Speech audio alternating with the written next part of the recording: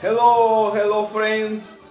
We are here again, and today I would like to talk about synoptic problems. Synoptic problems. First of all, what is synoptic and what is a synoptic problem? First of all, synoptic is from Greek, means seeing together. I'm speaking about the first three Gospels, Matthew, Mark, and Luke, are considered synoptic because they see together. They share the same point of view. That's why, are considered, synoptics. And synoptic problems, dear friends, has nothing to do with the problems within the Gospels. Synoptic problems has to do only with how should deal or understand the similarities and the dissimilarities when it comes to these first three Gospels. That is first and foremost. And then throughout the history of biblical theology, there were many biblical scholars who tried to deal with synoptic problems. If we go even back to the patristic area with the Saint Augustine, Saint Augustine faced already problems with the Manichaeans because of the discrepancies when it comes to the Gospels. So for Saint Augustine, will propose or will say that Matthew as an apostle was the first one to write his own Gospel, and then Mark and Luke used Matthew as a source in order to compose their Gospels. But here I would like to start by bringing some German biblical scholars who try to deal with synoptic problems.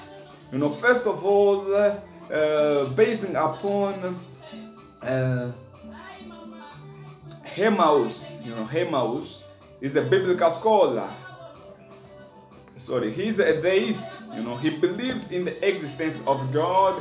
He believes in the salvation of the soul. He believes in the so-called rational religion.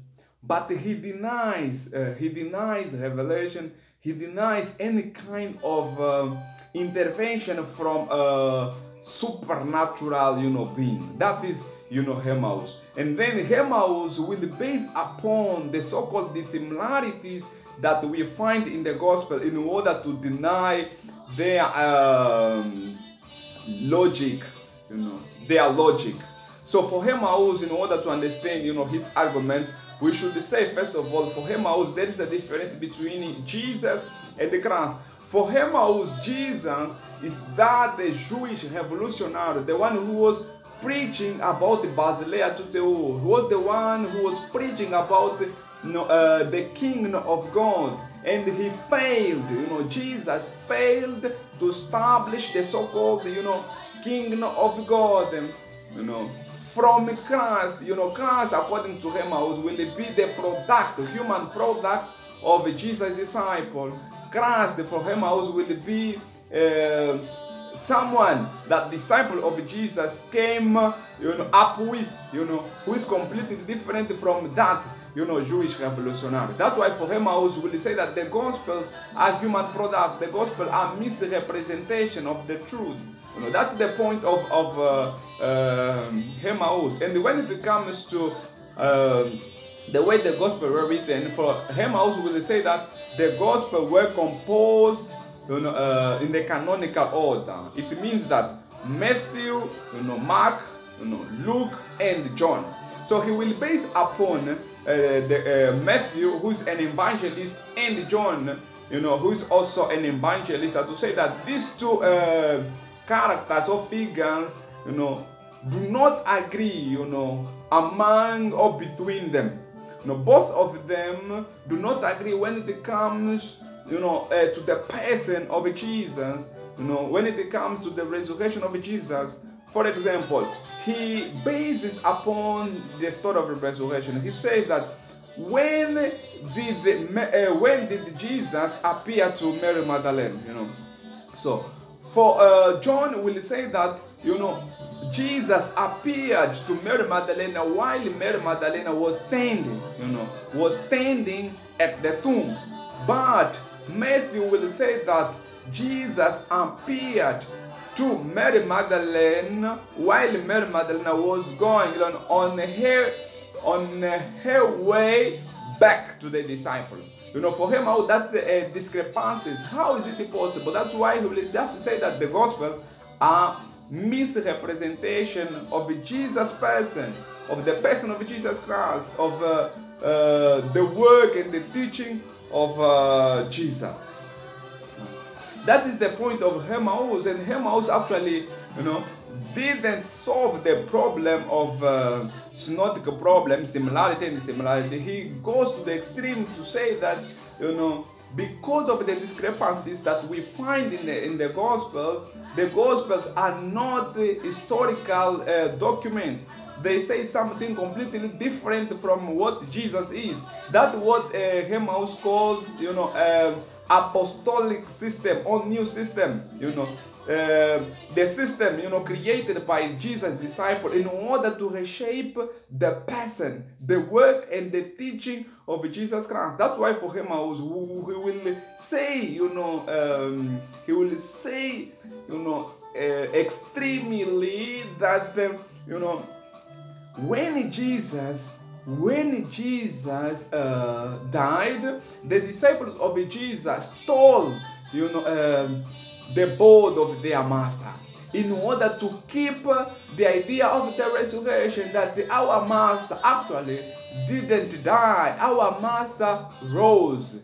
But in fact, according to Emmaus, the disciples just stole the board of their master. That is the argument that this German scholar will bring when it comes to the similarities in the gospel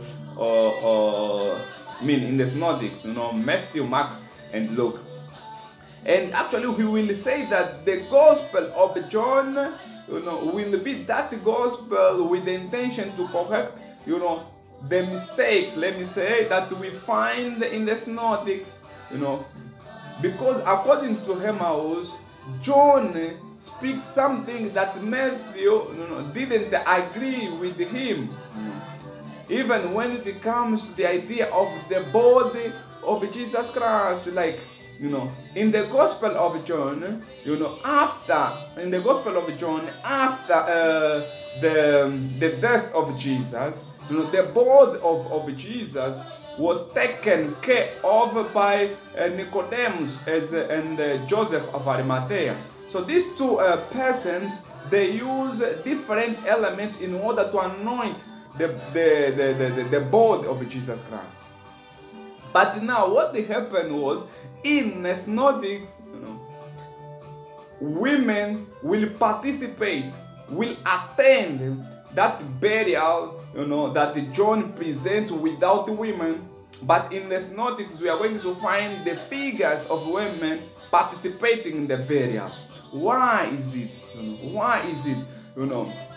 So he will deny also the fact, the gospel historical fact, because of that event.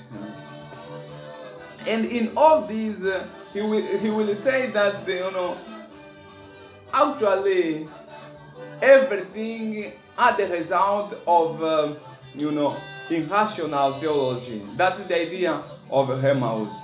In all this, we have also the position of another German biblical scholar, Ephraim Lessing. So Ephraim Lessing will become the target of many criticisms because the daughter of Emmaus gave a manuscript of her father on rational religion that Lessing will publish after the publication of that manuscript on rational religion, which belonged to Emmaus. And because Lessing will not say the author behind of that manuscript, then Lessing became the target of criticism. People were criticizing him a lot because of the idea proposed by Emmaus that people found in the manuscript that Lessing published. So in order to solve that, Lessing will come up with his own book in that book, Lessing, what will do, will say or will present two hypotheses and two facts. The first hypothesis, according to Lessing, will be that, there was a gospel ascribed to Matthew, which was written in Hebrew. That's the first hypothesis, proposed by this biblical scholar Lessing. And the second hypothesis of Lessing will be that the primal gospel, was used by the evangelists. Then the first fact will be that the canonical gospel of Matthew was written in Greek. That's the fact. And the second fact will be that, because now we have the first gospel ascribed to Matthew, which was written, in Hebrew, and then the canonical, which was, written in Greek, people will use, the gospel ascribed to Matthew, that in Hebrew, which differs in content from the gospel as, written in Hebrew. In Greek. So people will use the gospel, written in Hebrew, in content, differs from the gospel written in Greek. So that is the fact. So we have two hypotheses and then two facts. So here, consequently, Matthew didn't write, any gospel. According to Lessing, Matthew dictated that, in Hebrew, and that was the gospel which was circulating more than 30 years. And then people had contact with that, gospel written in Hebrew. That is the point of Lessing. Then the biblical authors, the evangelists, will use that, that gospel written in Hebrew as their source in order to compose, their gospel. So why similarities? Why the similarities? Because, some will translate, a lot. In the case of Luke, will translate many of the materials that we find in that gospel ascribed, to Matthew, which was written in Hebrew, will translate in Greek,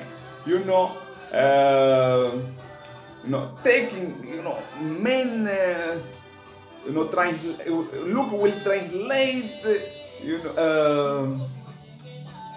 many parts, many parts of that document, And then we have Matthew, the gospel ascribed to which was written in Greek, also will use that gospel in Hebrew in order to compose that gospel of Matthew in Greek. And then we have Mark, which will be the combination, also, not the combination in the language of the one that I'm going to speak now, but in the sense that Mark just translates,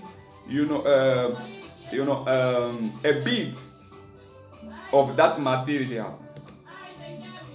So we see that, Emmaus Lessing didn't solve the problem of Synoptics. Then we have the person of,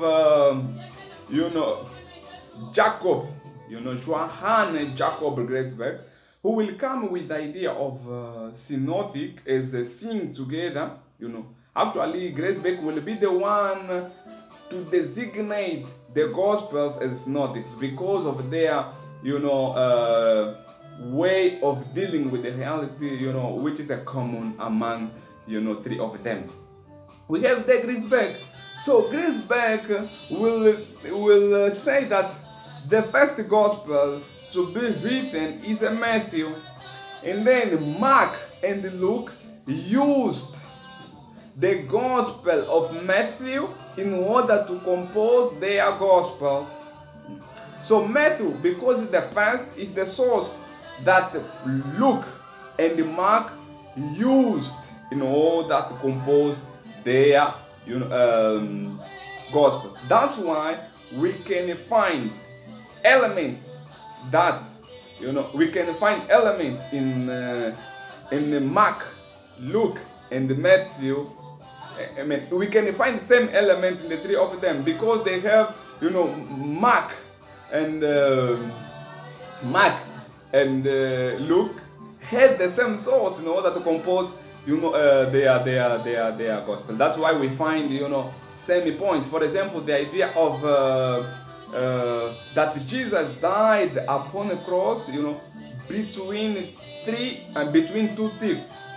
So that element or that material we are going to find in three of them. Why? Because Luke and Mark used as a source Matthew. That's why we find this element in the three of them, triple tradition. So that's the position of Grace Beck, that Matthew is the first one, and then Luke the second, and Mark is just a combiner. He combines, he sums up, Matthew and Mark. That's the position of Grace Beck. And here we can see the attempt that Grace Beck made in order to help us to understand the similarities and the similarity when it comes to the triple tradition. So the strong point of the position of Grace Beck is that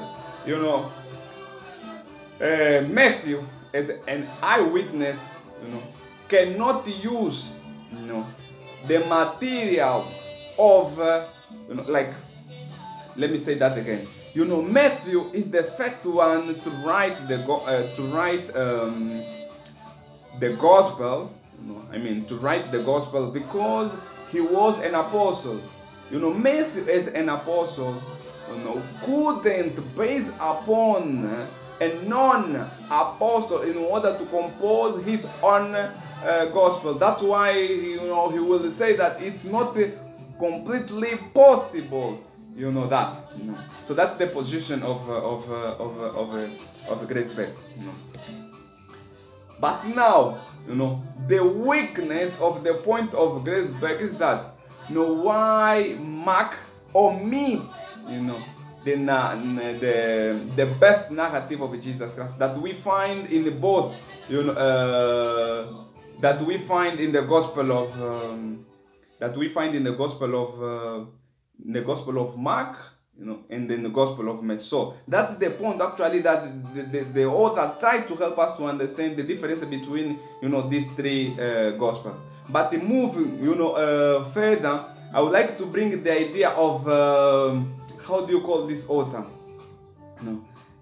Wesley, Herman Wesley, Herman Wesley. I don't know if it was clear the idea of Grace Beck, that the weakness is why Mark omits, but the strength is, that Matthew as an apostle cannot base upon a non-apostle in order to compose, the gospel. But now we come to Wesley. Wesley will say that, actually it's not Matthew the first one to be written, but Mark. Mark is the first, gospel, to be written. And then Matthew and Luke, Matthew and Luke will use the gospel of Mark in order to compose, their gospel. But apart from Mark, Matthew and Luke, they used another source, what we call in German Quelle, that source. So both of them will use also that source in order to compose, their gospel. So we have Mark and Quelle, that source, those are, these are the sources that, Matthew and Luke will use in order to compose their gospel. That's why we are going to find elements that we are going to find materials, in the gospel of Matthew, and we are not going to find in the gospel of Luke, because they use Mark, they use Mark as their source, and they use also that Quelle, that source as their source in order to compose their gospel. For example, let me give you an example. For example, Beatitudes is the material. I would say that the Beatitudes that we find in the Gospel of Matthew and Luke will be the result of you know, that source, quelle. That's what we find in the Matthew and Luke, but we do not find in the Gospel of Mark. You understand? But now the problem is why, you know, there are elements that we find only in Matthew. Why there is element that we find only in Luke? Why? Because when it comes to the same materials in Matthew and Luke, we look at, you know, quelle, that source. But now when it comes to unique material, so some biblical scholar will say that Matthew, apart from Mark and quelle, he had also another source, you know, which belonged to him only. That's why we are going to find only in the Gospel of Matthew the report of the guards at the tomb, you know, the death of Judas in the Gospel of Matthew, because Matthew had his own source in order to compose his own Gospel, you know. And Luke again, he had also his own source in order to compose his own, you know, Gospel. So in this case, we are going to find in the Gospel of Luke everything related, you know, to the birth, you know, of Jesus. We have the Annunciation of Jesus' birth, the Annunciation of John the Baptist, you know, birth. We have in the Gospel of Luke the parable of prodigal son. We have, you know, the canticle of Mary, the canticle of Zacharias. So all, you know, these elements, you know, will be the result of Luke, you know, with his own source, L source. Biblical scholar will say that Luke used L as his particular source, and Matthew used Mark as, you know, his particular source. I think that is what I can say when it comes to you know, Synoptic problem or Synoptic, you know, biblical theology. So friends, sorry for some of, you know, or sorry for not, you know, sorry for not, you know, following the grammatical law, you know. Sorry for some of mistakes that I made throughout my presentation, but the thing is, when we are explaining something, you know, the intention is always to base or to use our own you know, language. But I hope, you know, I said or I spoke about something so, you know, interested. So, muito obrigado.